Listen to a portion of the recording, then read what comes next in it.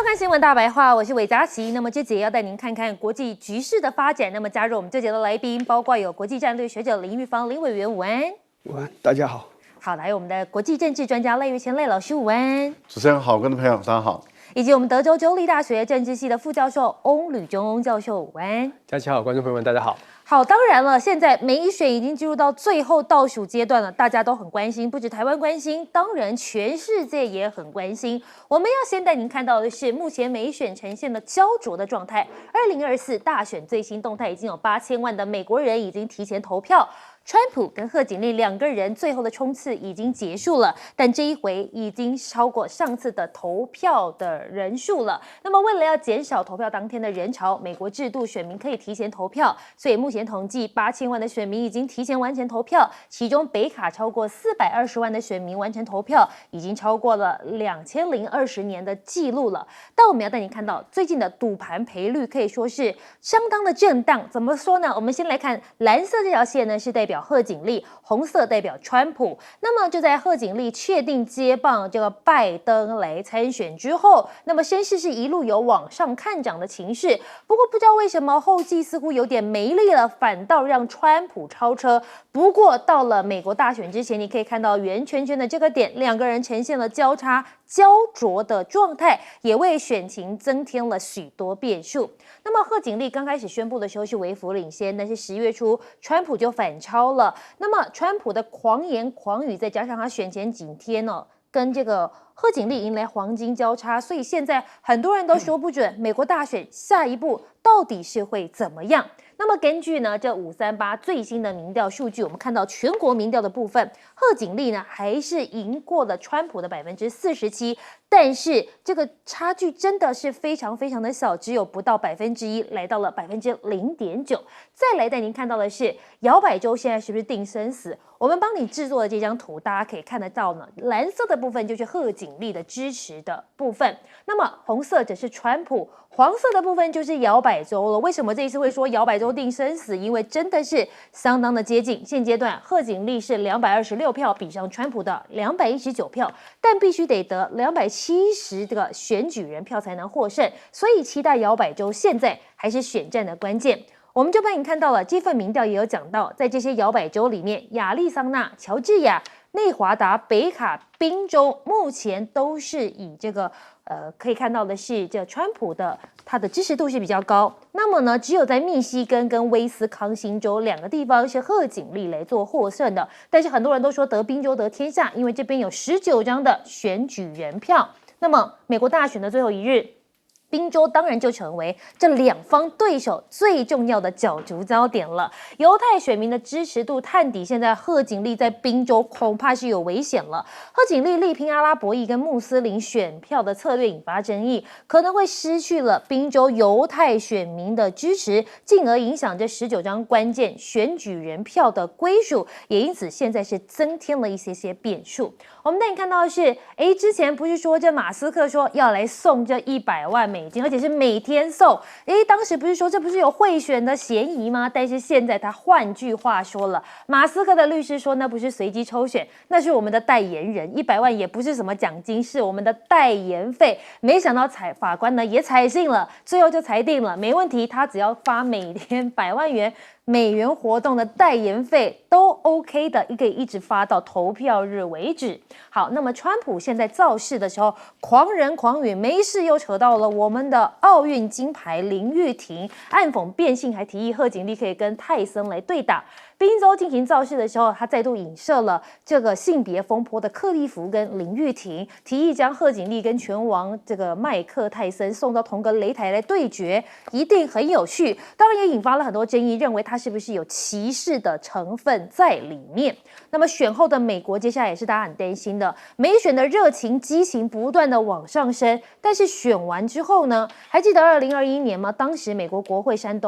庄是暴动的情况，4年前这些画面还历历在目，有没有可能这一回选完真的要发动内战了呢？美国大选隔天会发生什么事，现在大家都很担心。而且如果真的是以微弱的方式胜出的话，另一边一定都会不甘愿，会不会提诉讼？会不会翻盘，这都是接下来要考量的因素之一。为了防止选后川粉暴动，白宫贺锦丽住家外面都已经架设好围篱了，甚至是高达2.4公尺的安全围栏。那么你可以看到呢，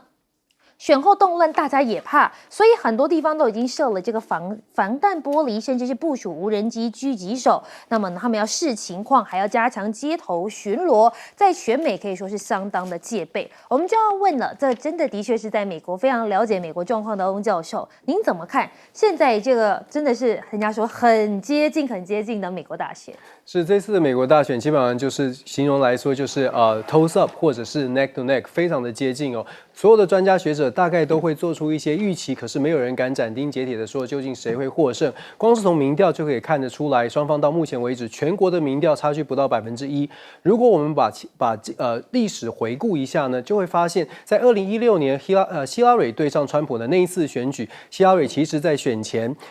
领先的民调是超过2%的这样的一个差距，可是最后选举人团票是输给了川普。换句话说，民主党在所谓的普选票领先，其实它并不是令人意外的事情，而是选举人普选票到底能够领先多少，才会让民主党觉得胜券在握。以现在不到1%的领先，当然我们可以看得出来，民主党也会很紧张，双方都没有人敢说到底谁会选上。不过很多的观察指标哦，尤其是在关键的摇摆州的选区。现在看起来7个摇摆州当中，目前的民调呢，虽然差距是非常小的，都在统计误差范围之内，可是我们必须要说，这7个州里面，其实共和党跟民主党双方各占3个所谓的传统的摇摆州，像是威斯康星、密西根还有内华达这3个州，事实上在过去的40年来，绝大多数的时间，除了2016年，都是投给民主党。如果民主党能够守住这3个州，基本上它是立于一个平盘的情况。共和党的部分也一样，亚利桑那州、乔治亚州跟北卡州，传统来说也是红州。基本上，我们特别要讲的就是这7个关键的摇摆州当中，只有一个州叫做宾州，真的在过去的几届当中都是摇摆的。2016年，川普在这里赢了4万票；2020年，拜登在这里赢了川普8万票。如果以这一次选举在整个宾州来说呢，889万的选举人。大概以上一届76%的投票，再上一届71%的投票，我们可以换算出选票大概是650万到680万。这个地方就必须要跟大家来提醒了。宾州它是有自动 recount， 也就是 automatic recount， 也就是自动重新计票。当双方的选票差距在0.5%的范围之内的时候，就会出现自动 recount， 也就是不能公布选举结果。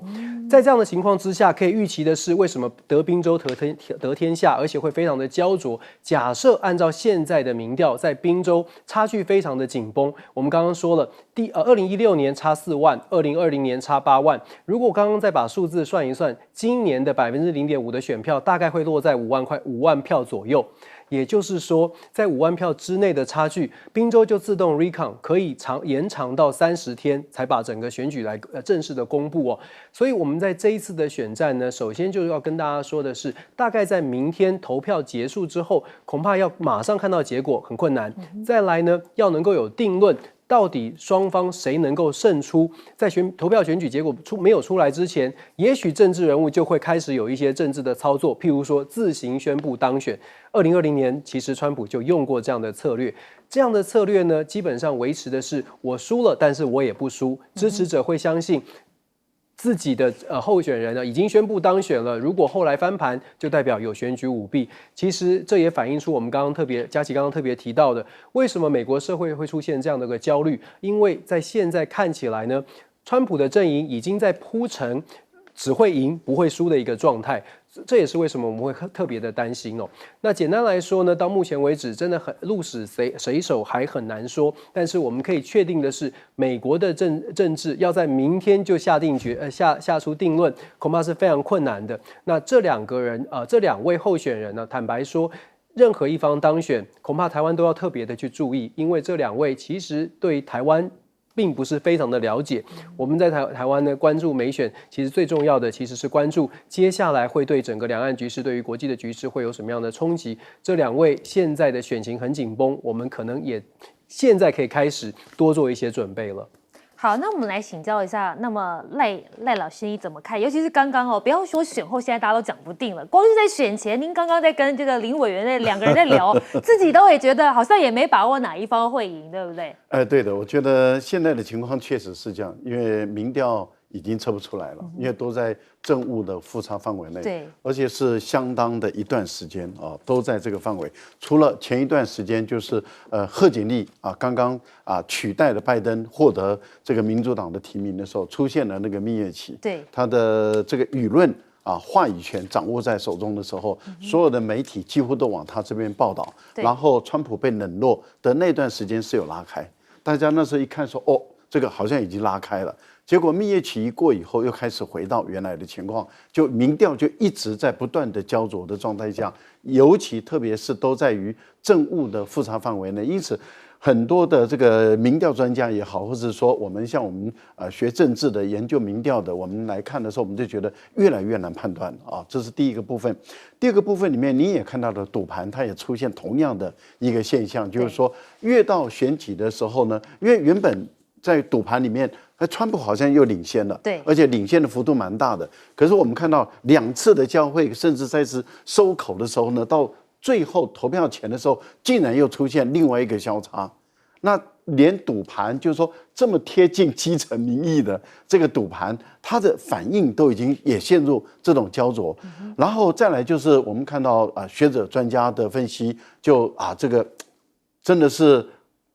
每个人都有他的研究跟观察的途径，每个人的途径其实都有他的依据，但是也出现出很大很大的一个的不确定性。所以目前我们，例如说我们上一次的节目，那有一位学者他就说，反正不是男的赢就是女的赢嘛，我觉得这个也是很有道理。我还听了有一位这评论员他就说了，他判断是这个川普会赢。但是他的感情上是贺锦丽会赢那这个也是那不管谁赢都很有趣嘛这个都是很高级的语言技巧那我是比他笨的我比他笨的。我为什么说比他笨呢？就是说我的判断是这个总得票数贺锦丽会比他多，然后川普会比他少，但是选举人票川普会赢，会得比他多，然后贺锦丽会比他少。那当然。川普就当选嘛，因为最后选举的结果看的是选举人票，而不是总得票数嘛。我的推断是认为说，由于这些7个摇摆州这7个摇摆州他们本身的民调也是拉得很近。如果按照民调的角度来看的话，其实这些民调就不代表川普是领先的。但是我的感觉跟我的判断里面是认为说。共和党的这些选民比较不愿意接受民调然后民主党的选民相对来讲比较愿意接受。那既然差距大的话，差距这么小的话，那也就是说，当川普还是领先的情形下，那或许他的领先的幅度可能会更为扩大一点。这是我的推断了。那当然，这个推断马上要接受检证嘛，因为现在已经有一个小地方，距离加拿大很近的一个小地方，已经投完票了，而且已经开票了。是目前计票出来的是3-3。就只有3票嘛，目前开出来的是3票，3票对3票。大家都深吸了一口气。也还是平手嘛，这个是已经开出来的第一个票出来了。那所以我觉得这次的选举确实是很有趣，也很可以看。那为什么大家会这么焦虑？其实主要的是怕美国暴动。因为美国一暴动，一个这么大的国家，一个跟全世界贸易来往这么深的一个国家，如果它暴动，如果它乱掉，那一定会影响到我们，所以大家会比较关心，也是在这里。委员刚刚好像有不一样的想法，对不对？你觉得现在局势已经开始有一些变化了，不见得川普就可以尝到甜头我是这样讲，就是真的是太接近了啦。对。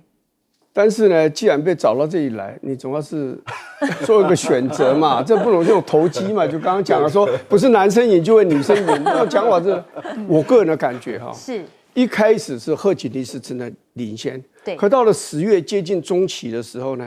他就真的是往下，有点无力。他跟川普就很接近，然后到最后你去看他的领先怎么2个百分点，1个百分点。然后到了昨天最新的民调，我是讲国会山庄报，他用300多份的民调综合起来看，两个人是完全一样的，就平手了。前几天是领先0.2、0.3，一直往下掉。对，但是我个人认为啦，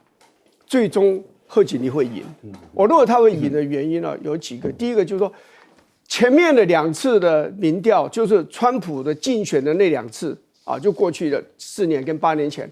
川普的民调的确是被低估，就像奥巴马民调在2012年被低估一样。可是我认为，如果以目前投下票的登记提早去，就是说登记共和党的选民，对，他们去提早投票来看，是共和党人比较多，共和党人比较多，是，所以也就是说，共和党的人大概不会像以前那样子比较觉得害羞，好，以前有所谓的 shy Trump voters，就是那种害羞的川普的支持者，他的选民，我看今年应该是不会，现在都很开放。对。那我现在就具体讲为什么我会认为它比较强了。先讲2个数字，一个是 ABC 啊 ，ABC 的这个美国 ABC 这个电视台的他们的一个民调里面就做出全国性的民调啊，他做的民调是男性的选民川普比较多，这个我们都知道了。对，女性的选民支持 Harris 支持贺锦丽本来就比较多，我们也知道。对，把这2者加在一起，混在一起。那 Harris 的领先度是超过川普6个百分点哦，就男女选在一起，那男女一算，当然也有可能说啊，我不属于男，也不属于女，但是这个毕竟少数，就男女掺在一起做，男性的支持川普多，女性的支持贺锦丽多，那全部加在一起呢，贺锦丽领先6%。那第二个呢，就是 CNN 最近常常用的这个所谓的爱荷华州的那场民调，最新的民调是8月底做，10月底做出来的。这个民调是值得注意2件事：第一个，做这个民调的这个机构、这个单位非常受尊重，你看他以前做的民调都无懈可击的。好，第二个很重要一件事是，这个做出来的民调非常有意思，就是在妇女的选票方面呢，刚好也是贺锦丽这个领先的川普，就是6个百分点。所以这个不是一个我认为不是一个说巧合啦，也就是说，的确这次的妇女呢是比较勇于表现自己。那我们都讲3个 I，Israel 中东的问题，好 inflation 经济的问题，还有一个 I 呢是 immigrant 是边境还有治安的问题。可是我认为有一个问题一直被低估，就是女性的选票，女人的投票的问题被低估了。我认为这个问题因为 abortion， 因为堕胎的这个问题，整个被凸显出来。然后呢，翁教授大概也很清楚，最近德州出现一个问题，这个问题在选举的最后出来，我认为那个是影响会最大的。18岁的一个女孩子，她妈妈带着她跑3家诊所，因为她有流产的现象，要把这个程序给完成掉。对，3家诊所拒绝，因为认为说这有可能堕胎之嫌，那这个是违法的，我们不做。这个女孩子18岁的女孩子死掉了。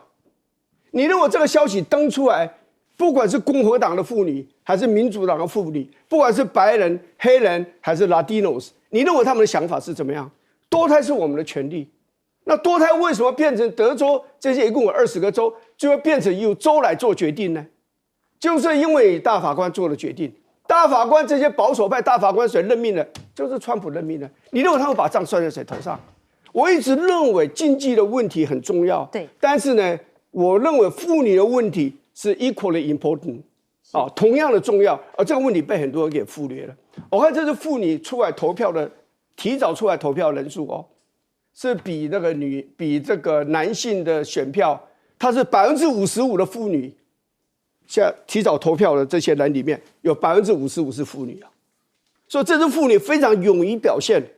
就像共和党呢，这次比较勇于表现一样，所以我的直觉啦，坦白讲，你说我有很大的把握吗？我也没有那么大把握啦，但是我认为这个贺锦丽会略胜一筹，因为有一件事我没有讲，我认为这个少数族群这就会扮演很重要的角色，你就是 Latino 因为你说我们是垃圾之岛嘛，川普的支持者那个谐星在这个纽约这个造势大会上讲这句话，这个不是有伤到波多黎各人。它伤到的是那些拉丁裔的、讲西班牙话甚至讲葡萄牙话的这些美国境内的这些移民。那这些人，我们刚才讲宾州，在宾州这些人大概有55万。当然也有一些是对贺锦丽不利的，在密西根州也大概有50几万的阿拉伯裔的美国人，这些人对中东政策、对拜登的中东政策非常非常的不满。这里面有一个底特律郊外一个城市的市长，他是民主党的长期的支持者，而且是当地的领袖，他出来讲他支持川普，因为他对拜登的中东政策非常的不满。所以都值得注意，最值得观察就密西根州跟宾州，究竟这些所谓的拉丁人、拉丁裔的人跟这个阿拉伯裔的人，他们最后选择是什么？是。刚刚呢，这个委员讲到一个很关键的，就是少数族群在这一回扮演最关键的角色。贺锦丽有没有办法打破玻璃天花板，变成美国第1位女总统？这个现在是打上了大大的问号。但是我们要可以看到的是，这一回除了讲到的女性族群很重要之外，关键的有人就说，这华裔会不会变成关键少数呢？那么美国大选从异类到2党争抢，亚裔的选民2024会不会成为这重要的关键少数？亚裔的美国人目前有1500万的合格选民，是美国所有主要族裔选民里面增长最快的。其中在哪里？在乔治亚州的亚裔选民增加了2.5%。那么我们带您看到一个影片呢，过去大家可能会认为这些华裔的选民是不是都比较支持民主党？但是这一回竟然有一个华裔大妈是跑去拥抱川普，我们带您看看这段画面。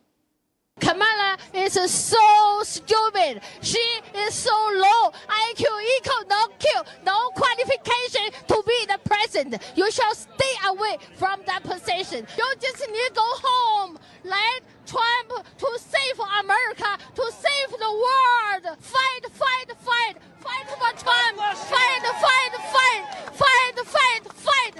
Trump, we love you so much, Trump. You are the best president in our lifetime.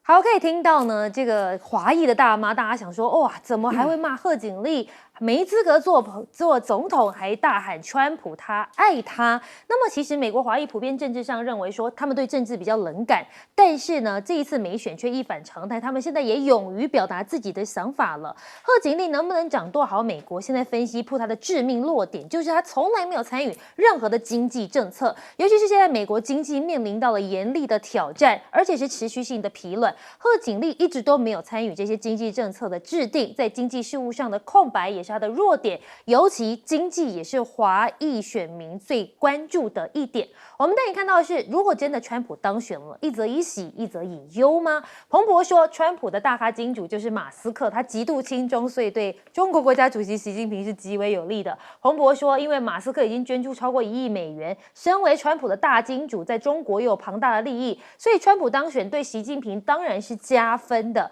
但是美国评论员也担心，川普如果取消晶片法案，是送给习近平的一份大礼。他说，现在川普想废这个晶片法案和所有的产业政策，从而破坏我们有效防御中国的最佳机会。只是别忘了，川普同时也提出要提高中国100%的高关税，甚至也讲到要打压大陆企业在美国制造的愿景。现在担心川普胜选，太阳能的中企赶快迁厂。华府为了阻绝中国在越南、泰国、马来西亚、柬埔寨这些东南亚地方洗产地来规避美国课税，所以开始扩大关税范围，在这4国上面，结果没想到却上演猫捉老鼠的戏码。所以呢，你现在禁我们，我们就再跑到别地方去，跑到哪里去了呢？跑到印尼跟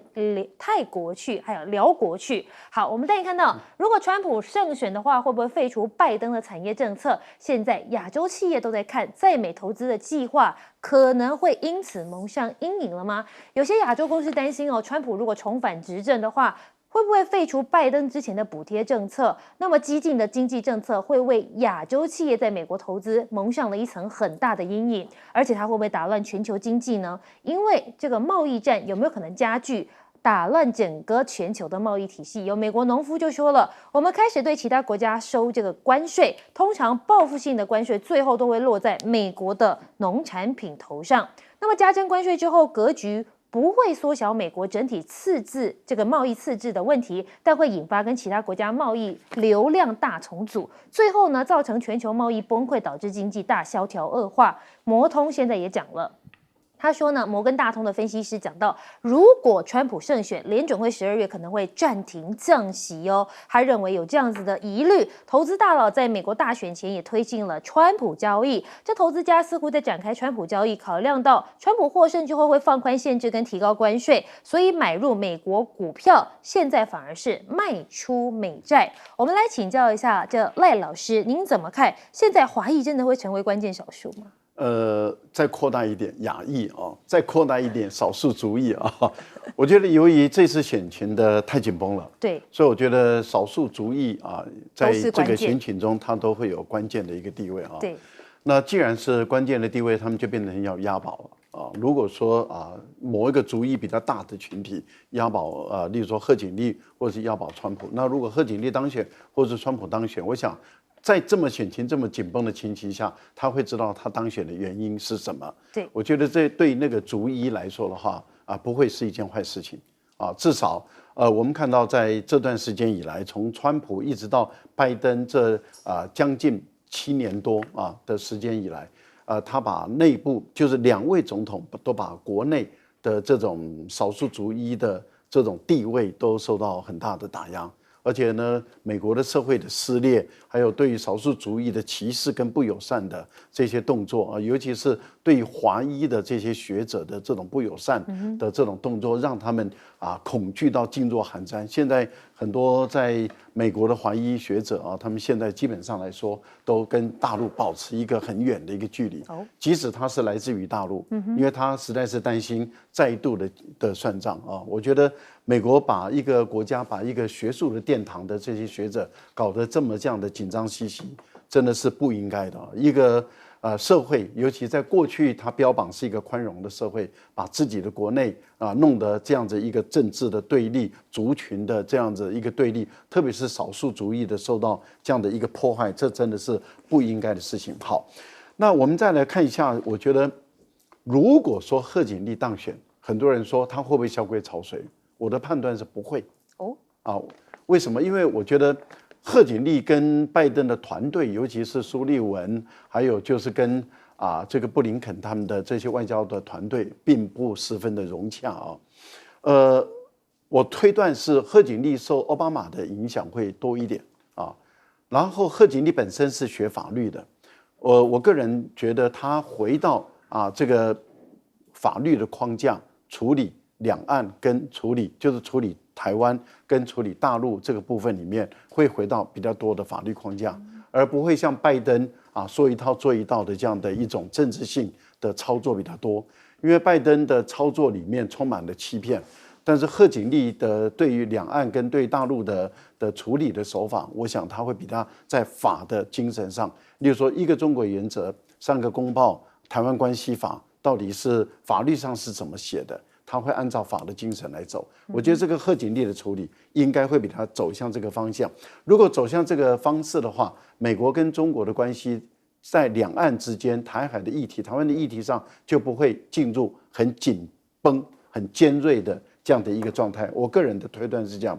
那有人说，那川普上来了以后，对习近平是大好的消息。可是法国的Le Monde的世界报，它的评估是认为是噩耗是一个坏消息。你看这个法国的主流媒体之一，尤其是在知识分子内很有影响力的媒体，他说川普当选，习近平完蛋了。然后呢，这个美国的甚至有一些主流说，彭博社习近平当选川普当选，习近平获利了。那你想想看，怎么会2个大媒体2个分析是完全不同的一个角度？其实一个关键人物是谁？就是马斯克嘛。就是关键马斯克。可是我觉得马斯克会扮演一个润滑剂，他会调和。为什么？2个商人在一起，他们比较有共同的话题，而且讲的话比较听得懂了解。那我们来请教一下玉芳委员，您刚刚有讲到，其实过去我们都以为加州是比较多华裔的地方，可能都会比较支持民主党，但是您说，其实您还有很多认识的人也支持川普，对不对？我跟治安有关了，因为华人在加州，他们有很多人的生活环境就是比较稳定的并不错。可是他有的大概在经商这个做一些小生意的也有。那黑人他们认为对治安对他们构成了很大的威胁。好，所以他们要的是一种安定的一个环境。那少数族裔的这种犯罪率是比较高，当然不是少数族裔，我不是指华人，你们都知道我指谁，我们最好不要明讲。所以他们认为说这些族裔跟民进党关系比较深，少数族裔的确支持民主党的是比较多，所以他们就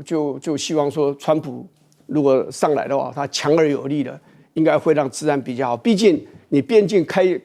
打开，让这么多的人进来，好，这个从中南美洲来了这么多人啊，这个最主要是你拜登的时代人到了比川普时代多很多嘛啊，其实这个也是真话了啊，这些就是美国治安不好的很重要的理由之一嘛，是这样。不过我要讲一下，刚刚那个赖教授有提到，就是说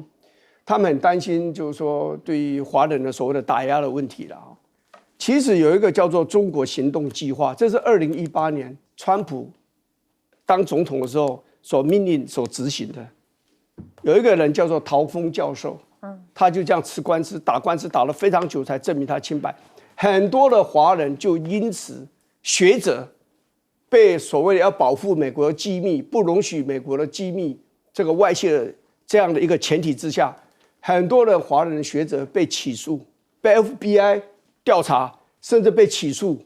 甚至被判刑。这个是从川普时候开始的，不是从拜登。当然，我承认一件事，就是说，美国显然就是拜登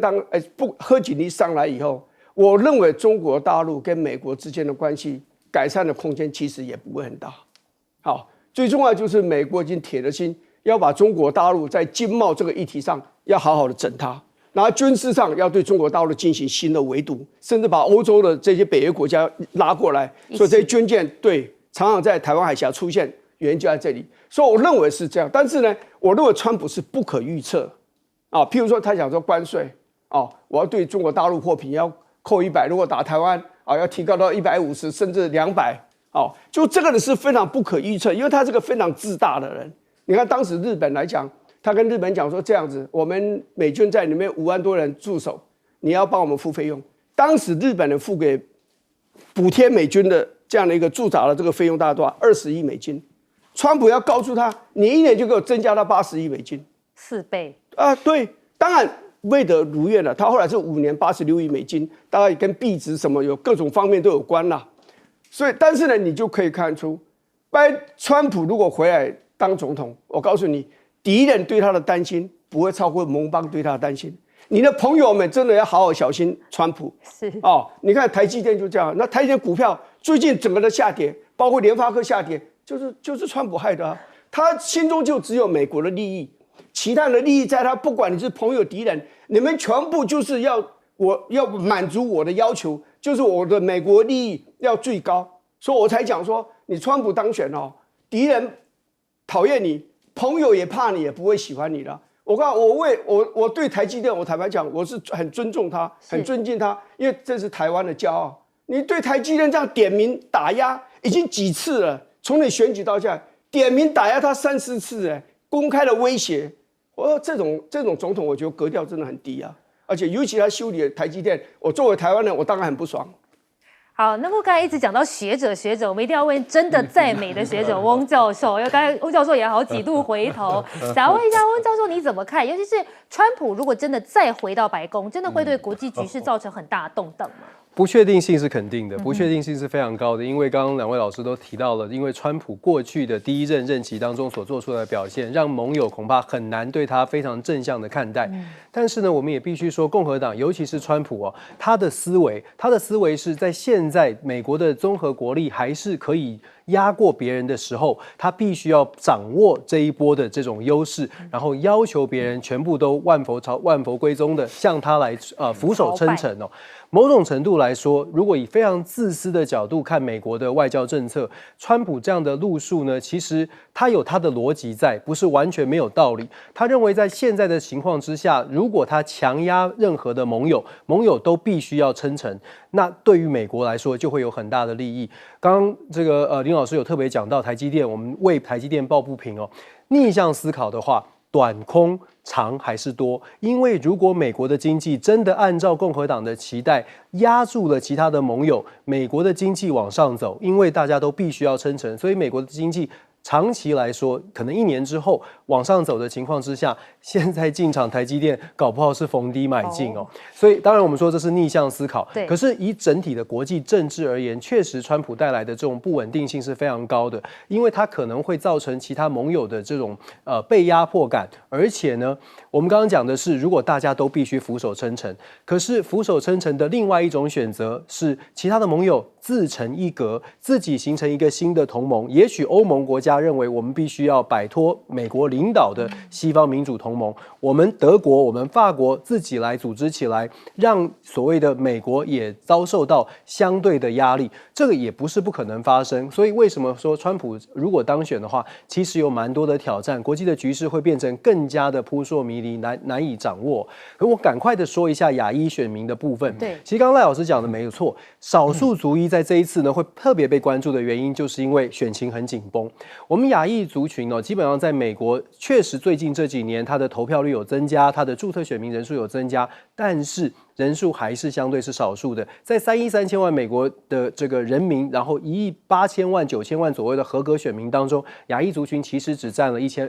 2千万。也就是说，这1、2千万的选民，如果说真的要扭转局势，又必须要有相对的策略，而且这个族群必须要整个板块的位移。为什么亚裔的族群过去不受太大的重视？是因为拉丁裔的美国人、非裔的美国人，他在投票的意向上面会是非常集体的。非裔美国人7成8成都投给民主党，拉丁裔的美国人在移民政策上面会是非常集结的板块式的位移。可是亚裔的美国人其实非常的分歧。举例来说，越南裔的美国人完全大部分支持共和党，可是其他的像日本啦、韩国裔的台湾的移民，事实上他的投票意向会分成年龄层的，比较资深的、比较保守会认为经济议题很重要，可是年轻世代的所谓的亚裔美国人，事实上比较支持民主党的进步派思维，所以亚裔的美国人其实他的投票意向并不是板块的位移，导致过去都不是太被美国政界所重视。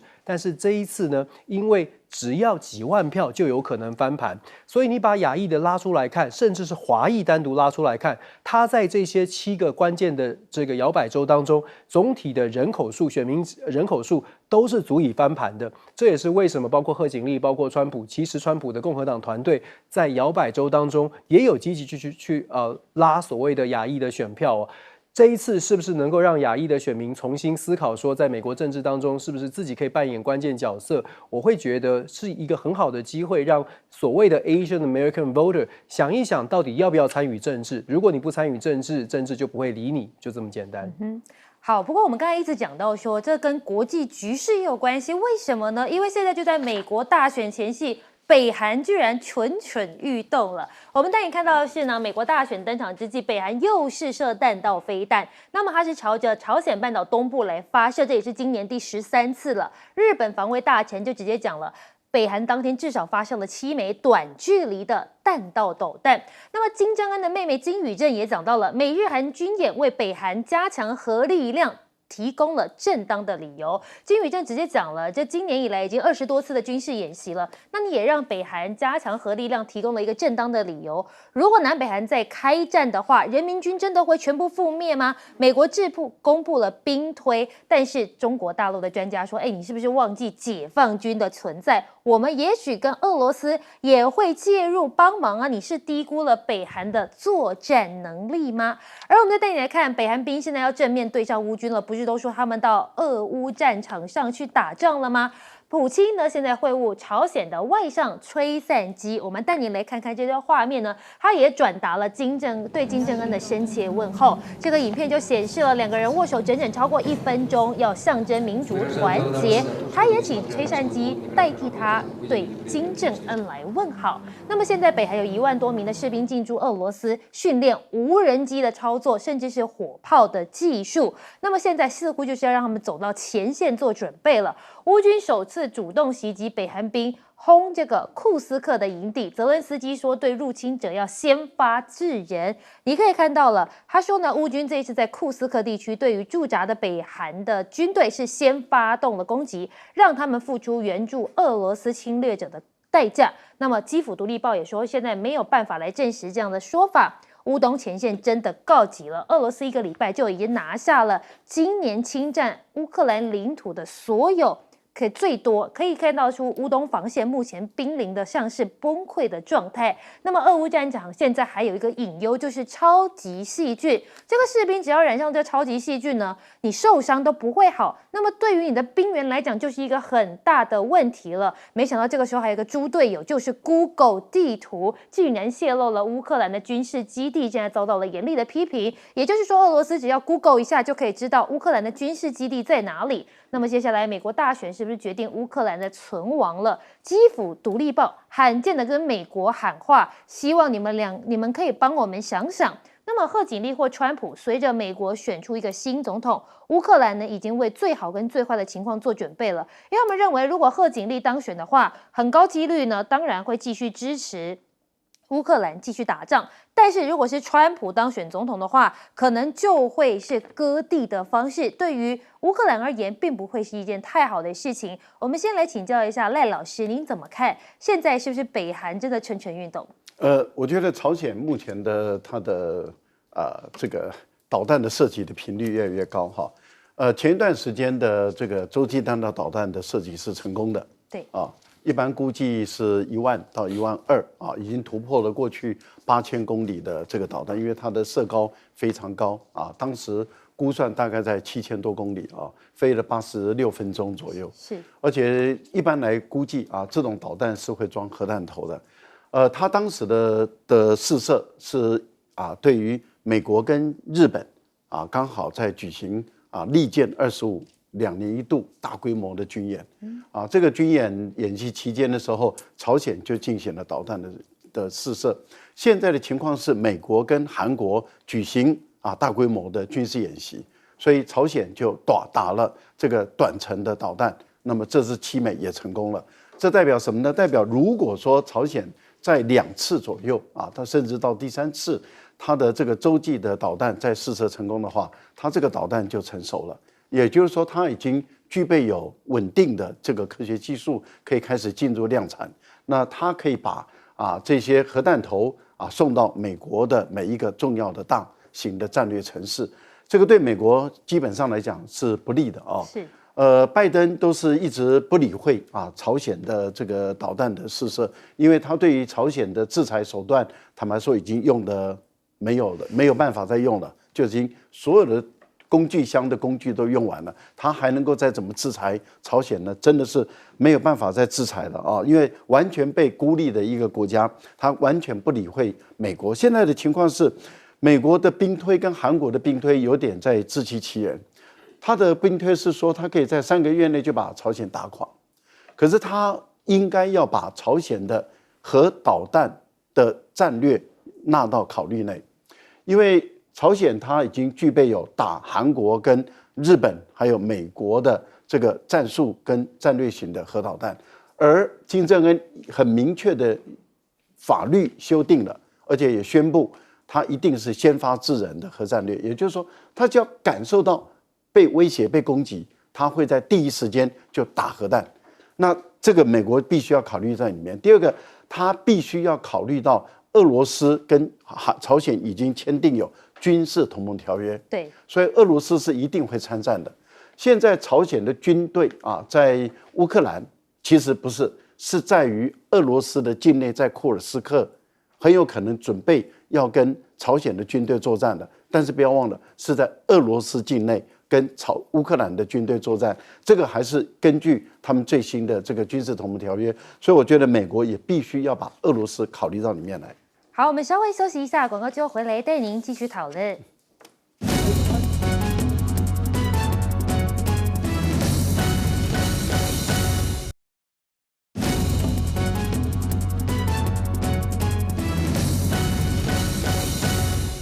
欢迎回到新闻大白话，大家都对这个北韩兵有很多的想象，我们来问一下玉芳委员你怎么看？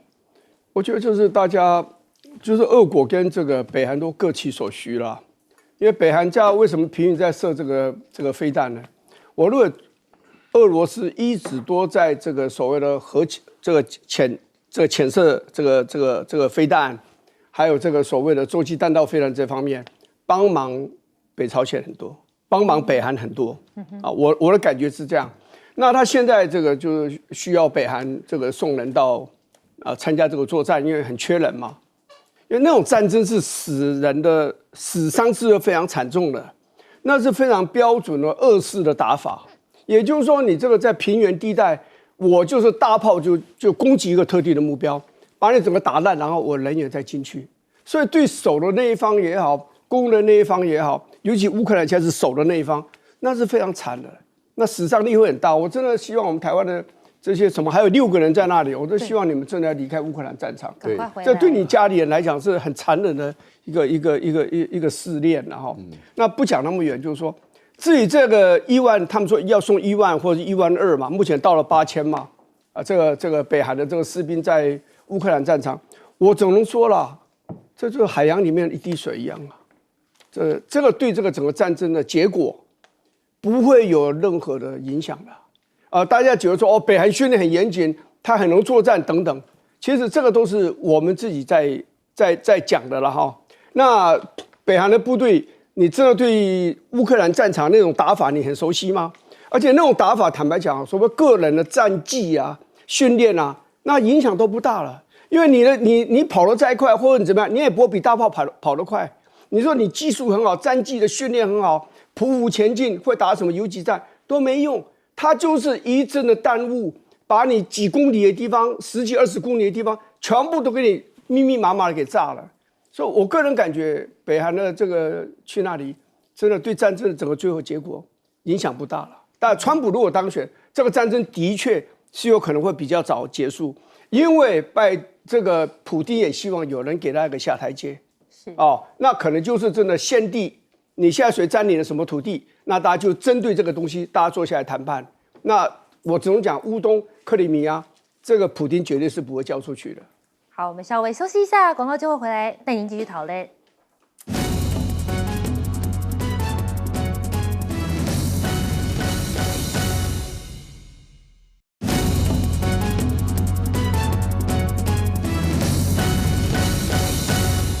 翁教授，我们想要来请教一下，这个美选到底会不会对乌克兰影响很深呢？是美国大选对乌克兰，其实现在我想乌克兰恐怕也是非常的紧张，在看待这场的选情尤其是泽伦斯基在未来的决策上面，面对不同的政府会有绝对不同的政策。首先在民主党的部分，不要说是延续拜登的政策，事实上贺锦丽如果以他的国安可能出现的国安团队，包括了现在 Philip Gordon， 也就是现在副总统办公室的国安顾问，他是中东问题专家，他针对伊朗或者是整个以色列，还有包括了乌俄战争整体的局势呢，他的态度就跟 Blinken 这个目前的国安团队不是非常的一致。对他来说，怎么样处理乌俄战争，他绝对是会比较想要继续支持乌克兰，但是也会想要找出一些策略。但是可以说的是，民主党大概如果民主党继续执政，乌克兰的泽伦斯基可以得到的澳元会再多一点，时间可以再拖得更久更长一些。